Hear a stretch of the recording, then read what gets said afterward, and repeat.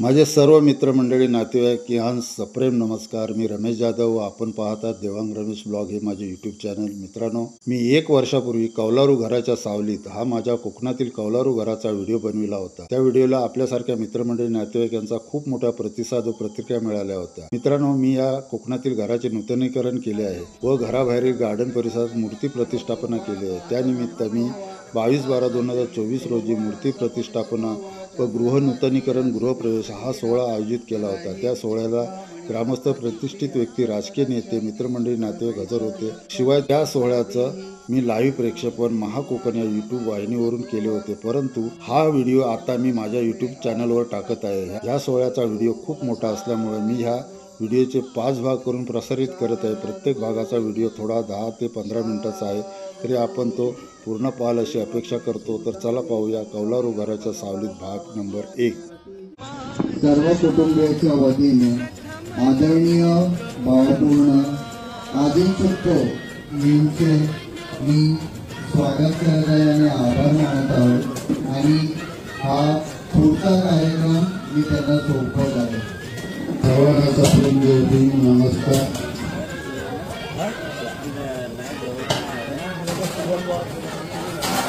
मी रमेश जाधव. मी या ठिकाणी आलेले सर्व माझे मित्रमंडळी, ग्रामस्थ, आपले सर्वांचे स्वागत करतो.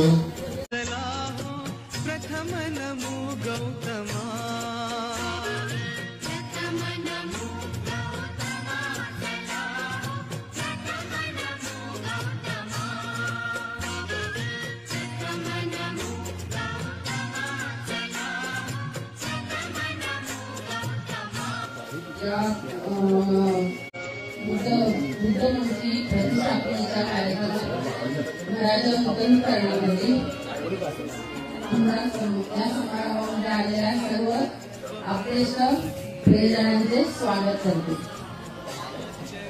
माझी मोठी ताई शर्वरी विजय तांबे, त्यांचे मिस्टर विजय तांबे, माझी 2 मुलांची बहीण प्रियांका विजय जाधव, तिचे पती विजय जाधव, तसेच माझे मिस्टर तुषार सरपे, तसेच माझ्या मोठ्या बहिणीचे भाऊ शंकर लक्ष्मण जाधव आणि बहिणी माई, त्या सगळ्यांचं खूप मनापासून स्वागत करते मी. तसेच आमच्या भावकीतील उपस्थित मान्यवर या सगळ्यांचे मी स्वागत करते. तर तिचं बाबांचं आणि आईचं स्वप्न होतं की ह्या ठिकाणी घर असावं आणि त्या स्वप्नाची मूर्ती माझे मोठे भाऊ रमेश नामदेव जाधव, सौ शलाका रमेश जाधव, दिनेश नामदेव जाधव, सौ सुमेधा दिनेश जाधव यांच्या कर्तृत्वाने आज संकल्प निवास या वास्तूच्या रूपाने साकार होत आहे. आणि ते माझ्या आईच्या भरतेजींच्या उपस्थितीमध्ये माझ्या आईच्या समोर तिचे जे स्वप्न होतं ते स्वप्न पूर्ती होते. तर त्याचे स्वागत आहे.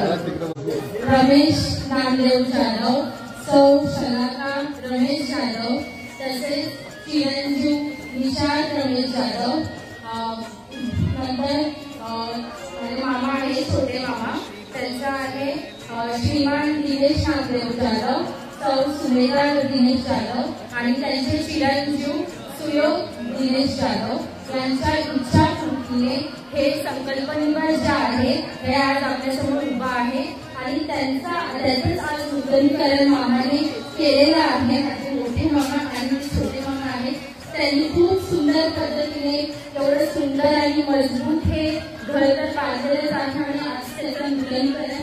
आणि तसंच आपल्याला तिथे छान घराच्या समोर गार्डन आहे आणि तिथेच आपली मूर्ती प्रतिष्ठापना होणार आहे.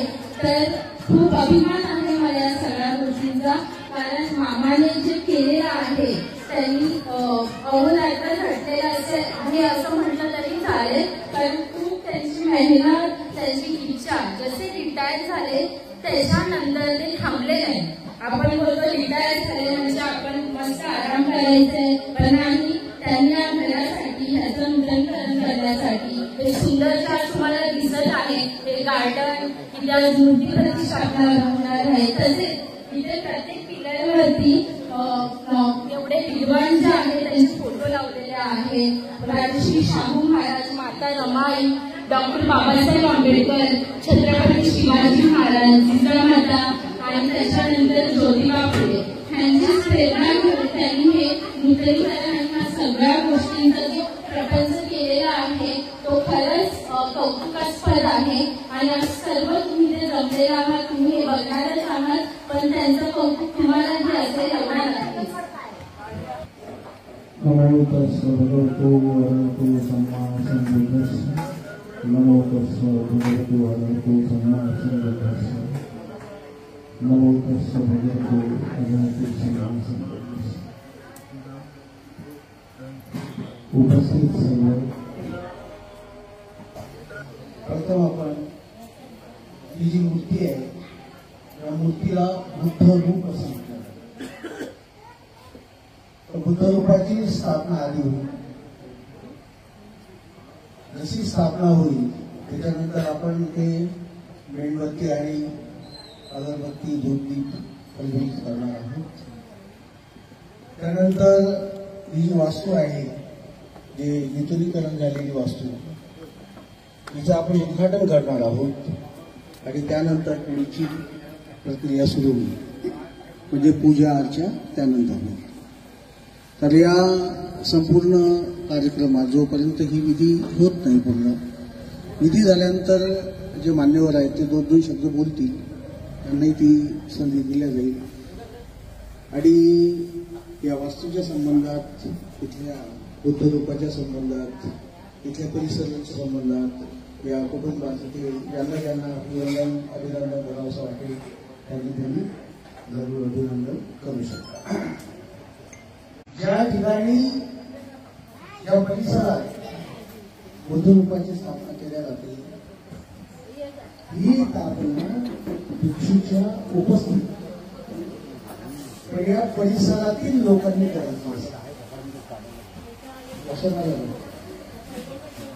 मध्यस्थी मी आहे कशी करायची हे सगळ्यांना माहिती असते. मध्यस्थी मी आहे तर माझ्या मागं तुम्ही ते म्हणायचे स्थापना तुम्हीच करणार कारण मी स्थापना झाल्यानंतर इथे आहे का नाही. बाकी सगळी पूजा अर्चा किंवा जेवढी काही कार्य घ्यायचं जेवढे काही बंधनं असतात ते बंधनाचं पालन लोकांनी करायचं. इदं बुद्धबिंबं इदं बुद्धबिंबं सभ्यैः देवमनुष्यैः पूजितो इमस्मि विहारे पठितापेमि. इदं मे कुय्यं बोधियानं कटिलाभाय सवन्ततु. द्वितीयम्पि इदं बुद्धबिंबं सभ्यैः देवमनुष्यैः पूजितुम् इमस्मि विहारे पठितापेमि. इदं मे कुय्यं बोधियानं कटिलाभाय सवन्ततु.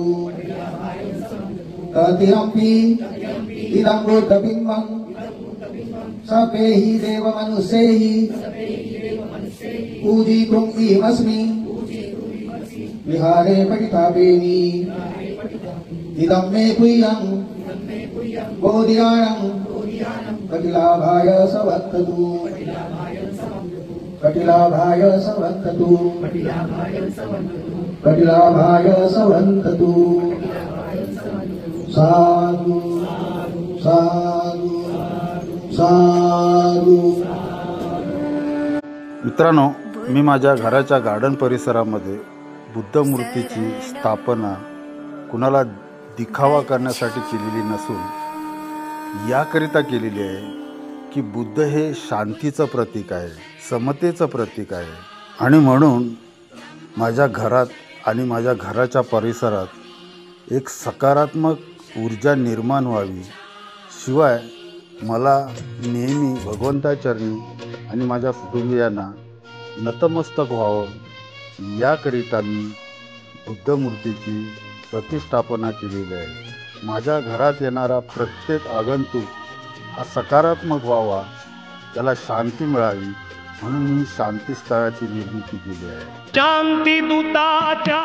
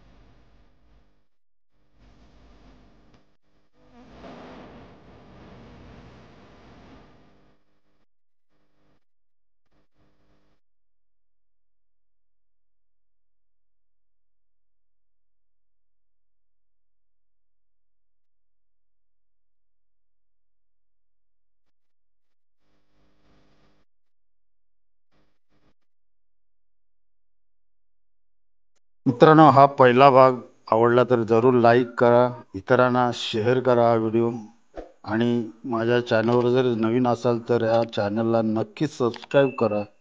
भेटूया पुढील भागामध्ये. तोपर्यंत सर्वांना नमस्कार. जय भीम.